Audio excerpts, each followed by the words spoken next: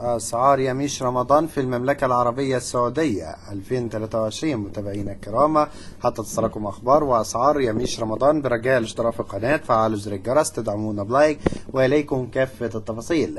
اختلف أسعار يميش بسبب اختلاف العملات في الوقت الحالي، وأصبحت أسعار يميش داخل السعودية كالتالي: وصل سعر الجوز الأمريكي إلى 60 ريال سعودي، والبلح الجاف عالي الجودة بلغ سعره 48 ريال سعودي، في حين وصل سعر متوسط الجودة منه 32، وهناك أنواع بمتناول الجميع موجودة بتكلفة 10 ريال.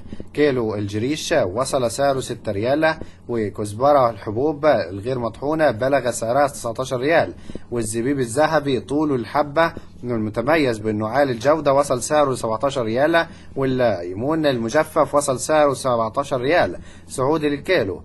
كيلو دقيق السميد وصل سعره ل6 ريال سعودي، وخليط البهارات المطحون الناعم بلغ سعره 34 ريال سعودي، وجوز هند المطحون وصل سعره ل20 ريال سعودي، والأرز البسمتي وصل سعره الكيلو ل30 ريال سعودي، في حين أن هناك أنواع أخرى بلغت 60 ريال بناء على الجودة. متابعينا الكرام، حتى تصلكم أخبار وأسعار العروض فور نزولها برجاء الاشتراك في القناة، فعلوا زر الجرس، والسلام عليكم ورحمة الله وبركاته.